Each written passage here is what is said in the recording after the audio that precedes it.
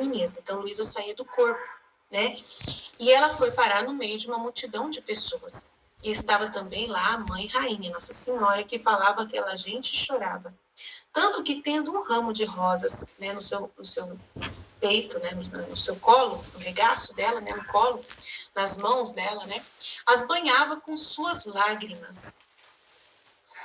Ela chorava, né, e banhava as rosas com as lágrimas. Eu não entendia nada do que dizia, só via que as pessoas queriam fazer tumulto e a Mamãe Celestial lhes pedia que se acalmassem. Olha só que interessante. Foi uma visão que pode ser ou do futuro ou, né, do presente. Normalmente é do futuro, alguma situação que estava acontecendo na história da humanidade. Depois tomou uma rosa e, apontando-me entre tanta gente, a deu-me. Eu a olhei e a rosa estava adornada com as lágrimas da minha querida mamãe. E essas lágrimas me convidavam a implorar pela paz dos povos. Né, que o povo estava querendo fazer tumulto, revoltas, muitas revoltas, ainda mais na igreja. E a Mamãe Celestial pedindo que todos se acalmassem. Agora na igreja mais do que nunca, né? A gente percebe que está uma confusão muito grande.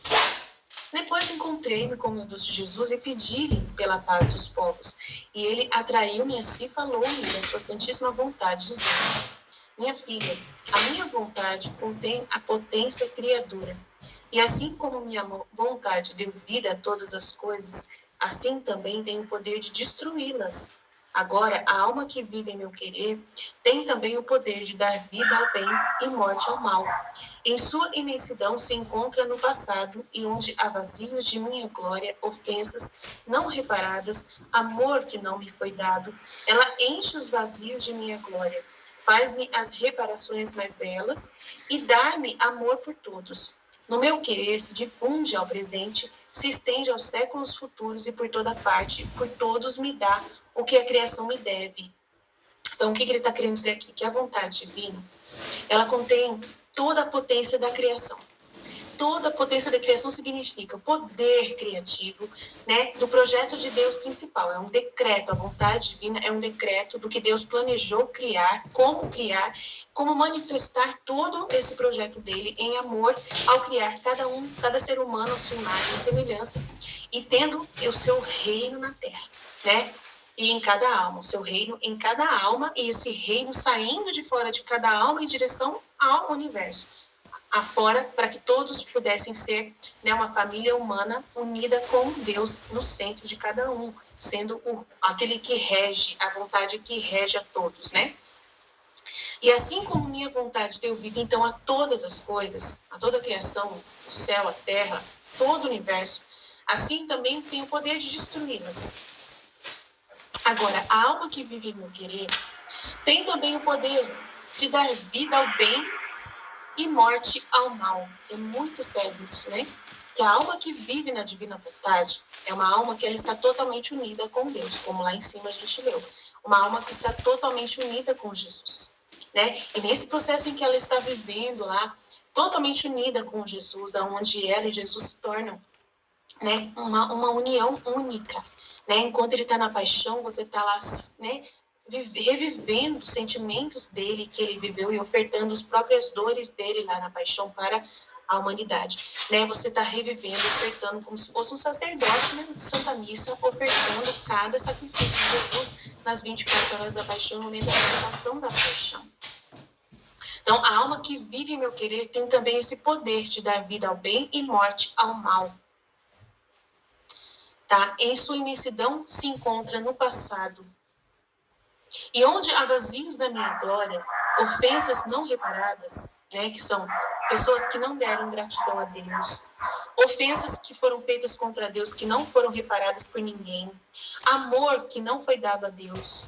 Essa alma, a alma que vive na divina vontade, ao fazer esses atos da paixão, ao reparar Jesus Cristo, repassando cada ato da paixão de Jesus, né, e até atos da criação de Jesus, os atos de tudo que Deus fez, e começa a colocar o eu te amo e uma gratidão na vida de Jesus. Então, na hora que você está lendo os livros da vida íntima, na vida da Valtorta, que a gente está, né, lendo e meditando, na hora que você está repassando e meditando todos esses conteúdos, você está dizendo: eu te amo, Jesus. Eu creio em tudo isso que eu estou ouvindo nessas místicas. Então, a gente já está trabalhando na divina vontade, reparando através da meditação. tá? O livro do céu, eu vou estar lendo ele para ser informativo, não vai ser meditação, porque a meditação principal é os livros da vida de Jesus, onde vai repassar, né, a vida de Jesus e de Maria, é que a gente vai falar eu te amo e repassar uma por uma das ações que vão acontecer na vida de Jesus e de Maria. A gente vai fazer isso durante esse estudo, tá? Mas o livro do céu, eu vou repassar a informação do que é a alma que vive na divina vontade. E vou trazer também para a meditação dos livros que a gente já está estudando, né? Então, é muito importante vocês entenderem que vocês vão sentir uma vontade muito grande de ler o livro do céu com mais calma, tá? Então, não adianta vocês assim, eu não vou fazer esse estudo com a Aline, não, porque ela tá indo muito rápido, eu não vou entender nada do que ela tá falando. Eu garanto para você que você vai entender o livro do céu depois, muito mais tranquilo, e vai ter mais interesse de ler o livro do céu depois que eu começar a dar essa informação para você, mesmo que eu esteja um pouquinho mais avançada, né, e na direção dos volumes posteriores, né? Eu garanto para você que você não vai se arrepender. Deus sabe o que está fazendo aqui. Tá? Ele que está dirigindo esse estudo, pode ter certeza. Então, a alma que vive no meu querer, ela tem o poder, porque a divina vontade é a potência criadora. Um projeto que a potência criadora da divina vontade, ela planejou isso. Ela queria que o ser humano fosse isso. Que ele desse amor, que ele desse, né, a glória a Deus, que ele, né, nunca ofendesse a Deus. Então, são muitas coisas reservadas, guardadas, né, no projeto de Deus. Né? Deus decretou lá atrás e esses decretos não foram cumpridos. Então, agora que ele liberou o conhecimento desse livro do céu, ele está liberando para a gente, né, todos os direitos que a gente não tomou posse antes. E está liberando para essas almas que vão viver na divina vontade através do conhecimento e a consciência de estar entendendo o que está aqui nesse livro, né? Então, a alma que vive na divina vontade, ela tem o poder, então, de dar vida ao bem e morte ao mal. Então, ela vai consertar, ela vai corrigir tudo o que não foi feito para a glória de Deus durante séculos e séculos, desde o primeiro homem até o último homem que existirá na Terra, tá? Em sua imensidão, tudo que se encontra no passado, onde há vazios da glória de Deus, onde Deus não foi glorificado, onde as pessoas fizeram coisas e tomaram a glória para elas e não deram glória a Deus. Não falaram, graças a Deus. O avião de Santos Dumont não foi o Santos Dumont, foi Deus. Então, e isso até hoje, a gente fala, o avião, quem construiu o avião? Santos Dumont. Ninguém fala, foi Deus que deu para nós. Ninguém fala, entendeu? E foi Deus que deu conhecimento a Santos Dumont. Mas só que Deus, ninguém lembra de Deus, só lembra de Santos Dumont. Entendeu? Então, a gente vai dar glória agradecendo pelo avião, né? Ofensas não reparadas. Muitas ofensas, muitos pecados, né, que foram cometidos, mortes, assassinatos, guerras e tantas coisas contra Deus, né, blasfêmias, sacrilégios, tantas coisas feitas contra Deus que não foram reparadas. Amor que não foi dado a Deus. E essa alma na divina vontade, ela enche os vazios da glória, faz as reparações mais belas e dá amor a Deus em nome de todos. Tá? O amor que ela dá a Deus, ela preenche os vazios que ficaram para trás. Na minha vontade se difunde então ao presente, se estende até aos séculos futuros e por toda parte, por todos me dá o que a criação me deve. Então, a alma que vive na divina vontade, que dá a sua vontade humana e começa a viver nessa intenção de dar amor a Deus por Deus, sem querer nada para si própria, ela não quer nada para si própria, ela só quer fazer essa vontade de Deus. Ela só quer amar a Deus em todos os atos que ela faz na sua vida. Tudo que ela acontece, ela agradece a Deus. E ama a Deus, dizendo, bom dia, meu Senhor, de manhã, logo cedo. Senhor, eu te amo nisso, nisso, nisso. Olha que céu maravilhoso, eu te amo. Senhor, eu te amo nessa flor que eu estou aguando aqui na minha casa, nessa planta. Senhor, eu te amo nessa louça que eu estou lavando. Eu te amo nessa água que eu estou bebendo. Tudo, você faz algo que ninguém fez. que ninguém parou para fazer. Então, você está totalmente, né, na divina vontade, consertando por amor a Jesus puro. Então, eu sinto na alma que vive na minha divina vontade o eco do meu próprio poder, porque Jesus que tinha esse poder, ele fazia isso na vida íntima de nosso Senhor Jesus Cristo, que a gente vai começar semana que vem, mergulhar profundamente no que ele fazia, tá? Do meu amor, de minha santidade. Em todos os meus atos, ouço o eco dos seus. Corre em qualquer lugar, diante, atrás e até dentro de mim. Onde quer que está o meu querer, está o seu. Conforme se multiplicam os meus atos, assim se multiplicam os seus. Só a vontade humana põe a desarmonia entre a criatura e o Criador. Um só ato de vontade humana põe a desordem entre o céu e a terra. Então, um só ato da vontade humana, que é fora da vontade de Deus, ela põe a desordem entre o céu e a terra. Faz maior confusão, porque não era para estar acontecendo isso. A pessoa, né, ela quando faz a sua vontade humana, ela está indo contra a ordem das coisas. E ela lança uma dessemelhança, né, entre o Criador e a criatura. Por quê? Porque a pessoa que vive na vontade humana, ela tem culpa, ela não acredita, né, que aquilo que aconteceu com ela foi vontade de Deus. Ela vai e tenta mudar. Ela tenta mudar. Então, ela tá na casa dela, né, e de repente recebe uma notícia de que alguém tá no hospital e é uma pessoa muito importante para ela e ela fica revoltadíssima com Deus, revoltada com aquela situação. E ela amaldiçoa até o céu e a terra por causa disso, entendeu? Isso é um exemplo de uma pessoa que vive na vontade humana. Ela não aceita aquilo. Ainda mais se ela é uma pessoa de fé, né? Ela fala assim, o que eu fiz de errado? Nossa, eu sou uma pessoa de fé, o que eu fiz de errado para o Senhor fazer isso comigo? E aí a pessoa fica revoltada contra Deus. Isso é um exemplo de muitas e muitas outras atitudes da vontade humana, tá? Já tá debaixo do vestido lá no hacker. Um só ato de vontade humana põe a desordem entre o céu e a terra, lança a dessemelhança entre Criador e criatura. Ao contrário, então, para quem vive no meu querer, tudo é harmonia. Suas coisas e as minhas harmonizam juntas. Eu estou com ela na terra e ela está comigo no céu. Tá vendo? Então, quando você se harmoniza com Deus, então você recebe a notícia lá de que alguém muito importante para você da sua família está no hospital, você não faz nada contra Deus. Você fala, tudo é para a glória de Deus. É para a sua vontade. Seja feita a tua vontade. Algo tem para isso. Um para que existe para isso. Então, você não se revolta contra Deus. Tudo é harmonia. As suas coisas e as coisas de Deus se harmonizam juntas. Eu estou com ela na terra e ela está comigo no céu. É um interesse, um só é o interesse entre nós.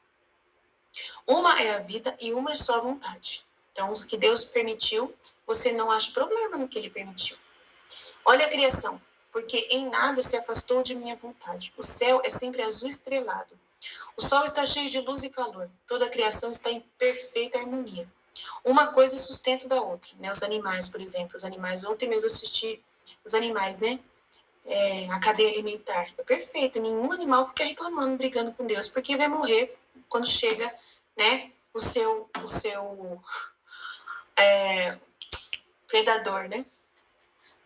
Se o cordeirinho tá lá, chega um lobo e vem e pega ele, esse bichinho não vai ficar bravo com Deus. Ele não vai gritar contra Deus. A mãe dele vai lutar com todas as suas forças para proteger, mas não quer dizer nada. Ela sabe que tem que continuar a vida, segue em frente, né?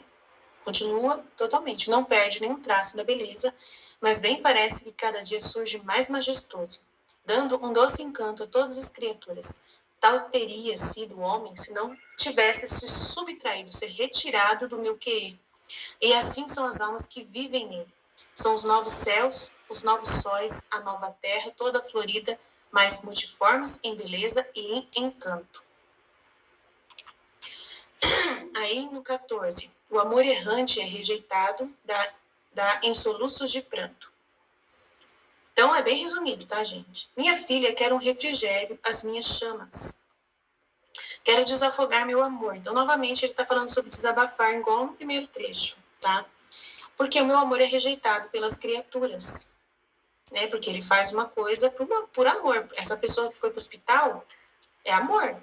Ele permitiu que essa pessoa ficasse doente por algum motivo, que lá no céu você vai saber por quê. É amor, sempre é amor, tá?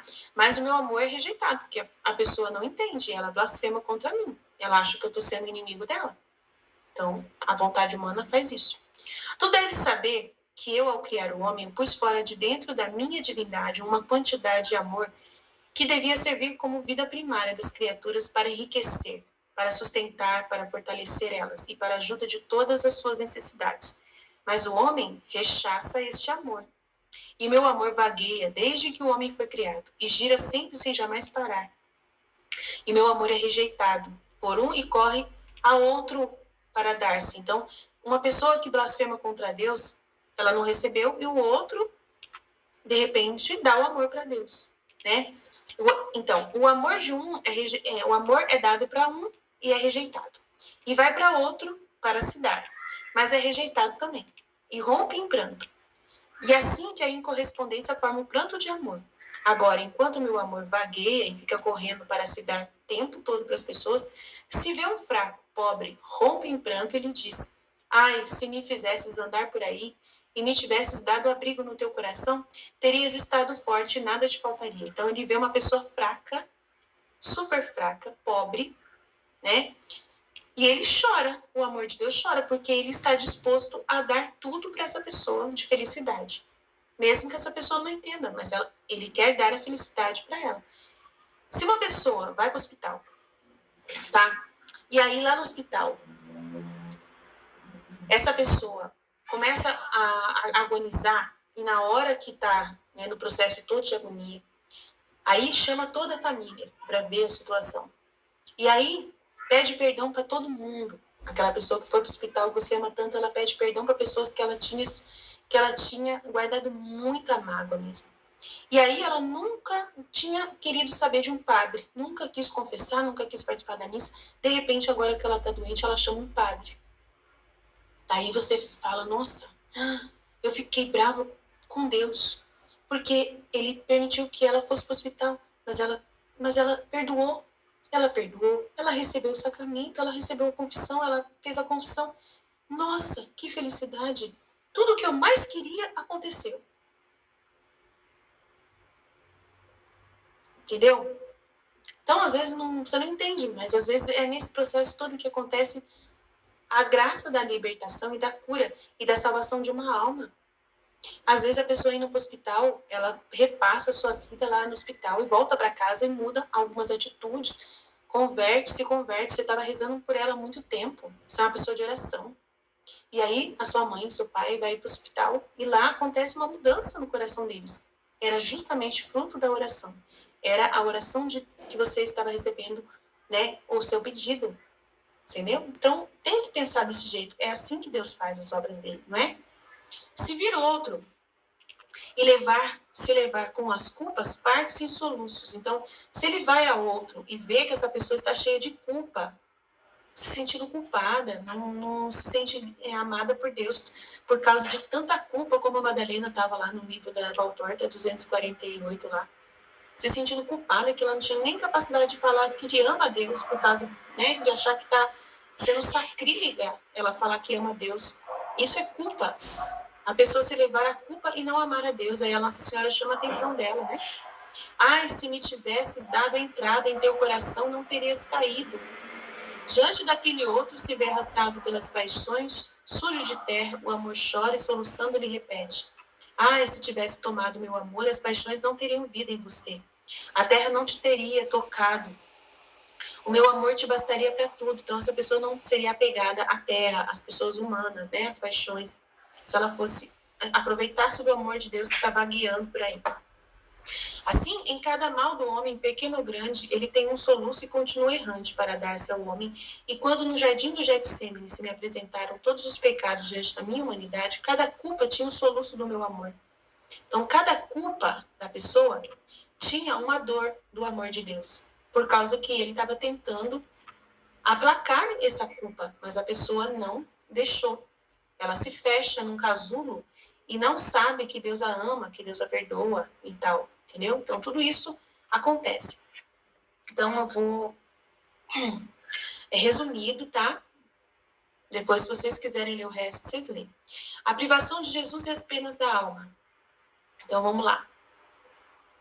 Eu vou resumir mesmo. Fixava meus olhares por toda parte naquele grande vazio, quem sabe ao menos eu pudesse ver ao longe para tomar voo e me jogar em seus braços, mas era tudo inútil. Temia me precipitar naquele grande vazio, sem Jesus para onde teria ido? O que teria sido de mim?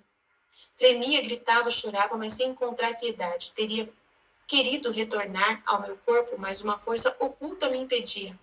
Então ela falando da privação, né, que ela está sentindo. Que Jesus, ele some na hora que ele vai castigar, como eu já disse lá em cima. Então tá vendo que repete? O livro do céu repete muito. É muito repetitivo, tô falando sério.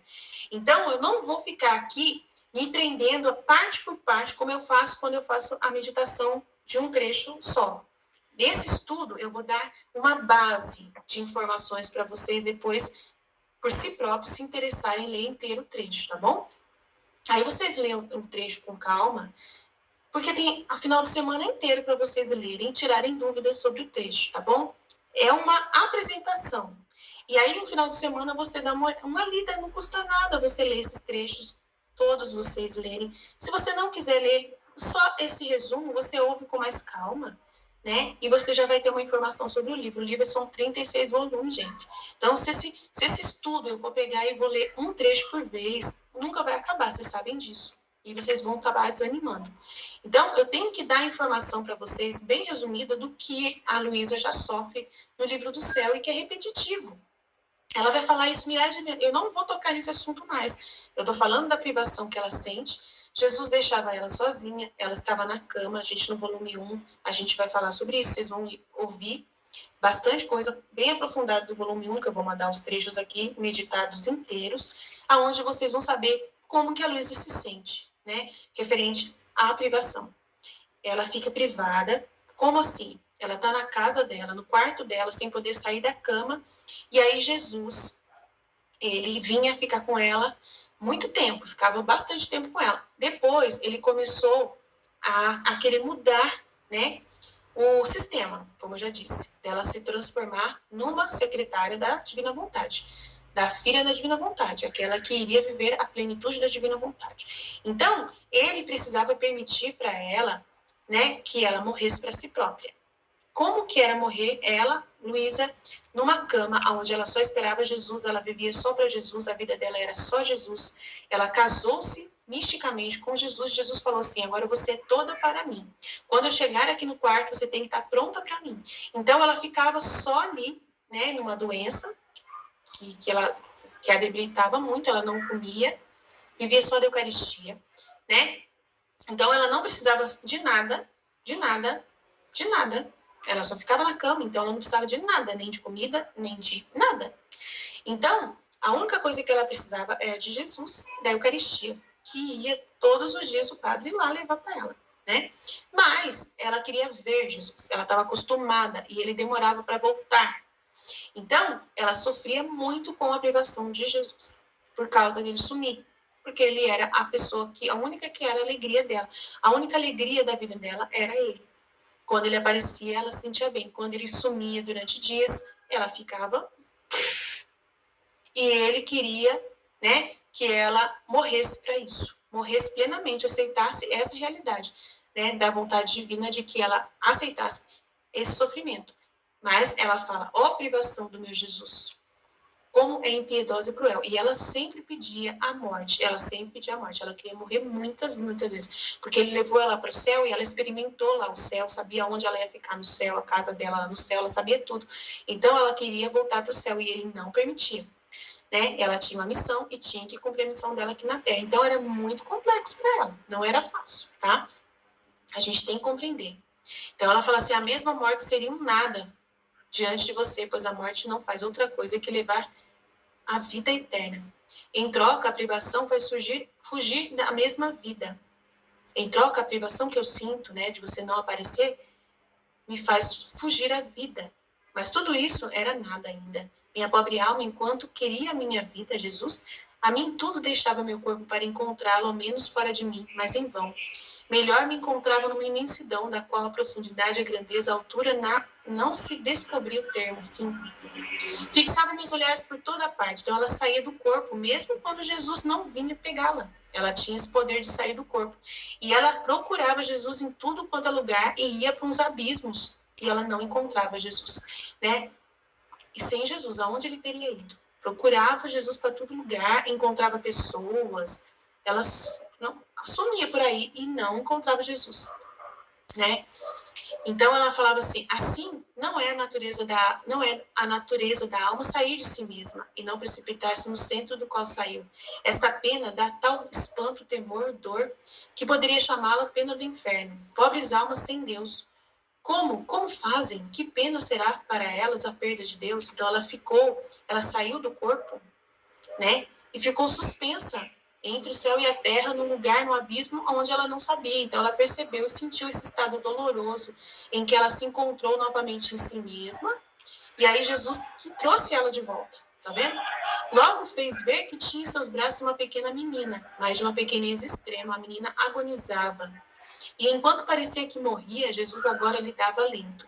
Agora lhe dava um pequeno gole, agora apertava em seu coração e a pobre pequenina voltava de novo à agonia. Mas nem morria nem saía do seu estado agonizante. Jesus era toda atenção, a vigiava, assistia, sustentava. Não perdia nenhum movimento desta criança agonizante. Eu sentia como repercutir no fundo do meu coração todas as penas daquela pobre pequena. E Jesus me olhando me disse, aí ele fala para ela, minha filha, esta pequena menina é a sua alma. Olha quanto eu te amo. Com quantos cuidados te assisto, te mantenho em vida com os sorvos da minha vontade. Meu querer te apequenece, te faz morrer e ressurgir, mas não temas, porque jamais te deixarei. Meus braços te terão sempre apertado ao meu seio. Então, ela não perdeu Jesus. Jesus está dentro dela, tá? Ele mora dentro dela. Mas só que ela ainda não sente essa vida da divina vontade nela. Ela ainda tem essa debilidade. E aí Jesus ele vai apresentar isso para ela a partir do volume 12 em diante, tá bom? Então, ele permite esses momentos de revelação, de meditação, de contemplação para ela poder perceber, né, morrer para si próprio e nascer de novo. Esse morrer para si próprio e nascer de novo é um processo que ela precisa passar. É muito misterioso, mas a gente vai entendendo à medida que vai lendo o livro do céu, tá? Aí o trecho do volume 16. A divina vontade é o princípio, meio e fim de toda virtude e deve ser coroa de tudo. O cumprimento da glória de Deus por parte da criatura. Então, repete aquilo que a gente já falou lá em cima. Aí o outro trecho fala a mesma coisa aqui, ó. Tá vendo aqui, ó? Deixa eu ver aqui. Tem um outro trecho que eu acabei de ler que é a mesma coisa. Que a vontade divina é o meio, o começo, o fim e tal, né? Os dois trechos tá igual. Tá? De volumes diferentes, então é muito repetitivo, tá? Aqui a divina vontade é o princípio, meio e fim. A divina vontade deve encerrar em si, a divina vontade é o princípio, meio e fim do homem, tá vendo? Repetitivo, ó. Então a gente tá nesse e vai pro outro, ó. Igual. Então a gente tem que ver que é muito repetitivo, mas tem uns elementos que a gente, né, se a gente tem que meditar com mais calma para poder ver alguma mensagem firme de Jesus ali em direção a nós, de uma novidade em cada trecho, que possa clarear um pouquinho mais o entendimento, né? Aí ele fala aqui, a minha vontade é o princípio, o meio e fim de tudo, e do homem, de toda virtude, né? Sem a semente, o germe da minha vontade, não pode ser dado o nome da verdadeira virtude. Por quê? Porque a vontade de Deus é o amor. Então, é a mesma coisa do Coríntios 13, aonde o amor é a base de tudo, tá? Então, é como a semente para a planta, é a origem de tudo, é o amor de Deus, tá? Então, repete isso. Então, a árvore da minha vontade é a mais preciosa, a mais nobre e divina, a mais alta. Necessitava do tempo para fazer crescer e fazer conhecer seus frutos. Então, necessitava do tempo para poder o amor de Deus ser revelado aos homens. Precisava de tempo, tá? Por isso que a divina vontade só foi revelada agora. Assim que a igreja conheceu a semente, e não há santidade sem ela, depois conheceu os galhos. Então, a igreja só conheceu o amor de Deus, a semente do amor de Deus, no momento que foi plantada a árvore. Qual é a árvore? Cruz. tá bom? A cruz é a semente para a divina vontade. Sem a cruz, que é essa árvore, que é o amor de Deus por nós que morreu na cruz, não há santidade sem esse sacrifício de amor, sem morrer para nós mesmos. Não há santidade, tá? Sem a vontade de Deus, que a base é a criação, a redenção e a santificação, que é para nos purificar, para nos, né, lavar no sangue de Jesus. Então, tudo coloca como base, né? Então, é o princípio, a criação, o meio, que é a redenção, e o fim no homem, a santificação. São 3 caminhos, 3 feats. Tem o feat da criação, o feat da redenção e o feat da santificação. Então, ela está nos 3 pontos. Os 3 pontos. E o meio principal, a Eucaristia, né? Que é a fonte, é o sacramento principal, a redenção de Cristo, que nos lembra a redenção de Cristo. Então, é muito importante que a gente vai conhecer os frutos para nutrir-se deles e gozá-los, que será toda a glória de Deus, a coroa de todas as virtudes e de toda a igreja, que vai acontecer no triunfo da Era da Paz, né? O triunfo do Imaculado Coração de Jesus, a Era da Paz, o reino da divina vontade. Agora, por que te maravilhas que, em vez de manifestar primeiro os frutos do meu querer, os manifestarei a ti depois de tantos séculos? Se a árvore ainda não se tinha formado, tá vendo? Então, a árvore ainda não tinha se formado. Se formou agora com a igreja. A igreja é que teve a plantação, nasceu a igreja no momento em que saiu sangue e água que jorrou do coração de Jesus. Foi naquele momento que a igreja nasceu. Foi aquele momento que nasceu a árvore da divina vontade. Então, só agora que a árvore da divina vontade está crescendo, está pronta para dar os frutos, né? E os frutos só vão dar de verdade no reino da divina vontade. Nós, os filhos da divina vontade, que estamos começando agora a conhecer, né? Somos, vamos dizer assim, os brotinhos, né, as florzinhas, que daqui a pouco vão se transformar em frutos, tá? Nós somos as florzinhas, tá? O livro do céu é para poder fazer, tipo, como se fosse ali o momento, né, de nutrir a árvore para surgir as flores, né? Vamos dizer assim. Você tá entendendo? Então, o livro do céu veio agora, né? Em 1899, a igreja, quase 2.000 anos depois. Então, demorou 2.000 anos, né? Para poder surgir, para que essa árvore ficasse frondosa e já tivesse condições de dar frutos. Então, a gente tem que entender o processo que aconteceu é muito demorado. Por isso que apareceu Luísa Picarreta só agora, por isso que só deu o livro do céu agora, porque é como se fosse, né, esse germezinho, como que é quando o passarinho vai polinizar, né, as flores para poder se transformar em frutos. Então, nesse momento, o livro do céu vem com essa intenção de polinizar a igreja, que é a árvore, né, que é o corpo místico de Cristo, a árvore, né, que está grande agora. E aí, quem que está sendo agora transformado em frutos? Quem são? Os leigos. Os leigos estão, principalmente eles, começando a se interessar pelo livro do céu. Alguns padres, mas principalmente os leigos, que estão mais abertos, né, para poder surgir, né? Então, a gente compreendendo o que está acontecendo na nossa igreja, né? Todas as coisas são assim. Se deve fazer um rei, não se coroa primeiro. O rei, antes, não se forma o rei no exército, os ministros, o palácio real, e o último ele se coroa. Então, primeiro, tem todo o início primeiro do reino, né? Primeiro se forma o reino, o exército, os ministros, o palácio real, e depois, por último, é que se coroa o rei. Então, o rei só vai se coroar depois que já tiver formado todo. Senão seria um rei de mentira, tá bom? Aí, quem vive na divina vontade, tudo deve encerrar em si. Então, aí, doce vida minha, não quero estar sozinha, eu estar contigo, mas quero a tudo e a todos junto comigo, né?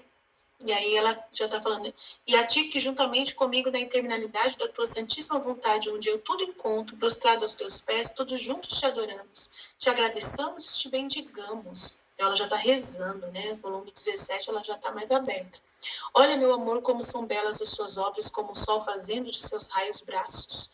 Tá vendo? Ela já está aprendendo a glorificar a Deus e a fazer as reparações que Deus pede, dar o amor que faltava. Então, ela já é uma filha da divina vontade aqui, ó. Ela já está colocando em ação a sua missão de filha da divina vontade, no volume 17, tá vendo? Aí ele fala aqui, minha vontade contém tudo, e quem nela vive não deve escapar nada de tudo que me pertence. Mas bem que se lhe escape uma só coisa para dizer que não me dá toda a honra e a glória que minha vontade contém. Portanto, não se pode dizer que sua vida seja completa nela. Tá vendo? Olha lá. A quem nela vive não deve escapar absolutamente nada de tudo que me pertence, de tudo que pertence a Deus. Não pode escapar nada dessa pessoa. Mas bem que se lhe escape uma só coisa para dizer que não me dá toda a honra e a glória que a minha vontade contém, portanto, não se pode dizer que sua vida seja completa dentro da divina vontade. Nem me dá correspondência por tudo o que o meu querer lhe deu, porque tudo dei a quem vive na minha vontade e vou ter com eles como em um triunfo sobre as asas das minhas obras, para lhes dar a nova correspondência do meu amor, e eles devem vir pelo mesmo caminho para me darem a nova correspondência deles. Então, a gente tem que fazer todo um trabalho, né, de começar a rezar e dar a homenagem, oferecer a homenagem ao Criador por todas as coisas em cada ato que nós fazemos. Então, ele está ensinando ela ainda a fazer esse oferecimento em homenagem ao Criador. E a gente vai aprender com a vida íntima de nosso Senhor Jesus Cristo a fazer isso, tá? Então, a gente vai conseguir entrar nesse departamento todo, vai repetir, tudo isso que ele está falando vai repetir milhares e milhares de vezes, a gente vai repetir muitas e muitas vezes. Por isso que eu já estou indo bem, assim, avançado mesmo, nessa intenção, né? Então, assim, ontem eu falei para vocês que eu ia fazer vídeos pequenos, então eu peço desculpa, porque no Livro do Céu não dá para fazer vídeo pequeno, né? Porque os conteúdos, a gente repassar um por um dos trechos, demora um pouquinho, mas é só hoje, tá? É só a sexta-feira que vai ser mais demorado, a segunda e a sexta, que vai ser um pouquinho mais demorado, mas vocês podem ouvir durante o dia, não tem problema. E as meninas vão ajudar, elas vão pegar um trecho cada uma e vão meditar um trecho cada uma para vocês, tá? Todo o céu está em minha vontade. Tudo o que eu faço, estando eles neste supremo querer, sentem o eco dos meus atos e repetem, como respondendo ao meu eco, o que faço eu. Dito isto, desapareceu, mas depois de algumas horas voltou, dizendo, minha filha, devolve-me o beijo que eu te dei,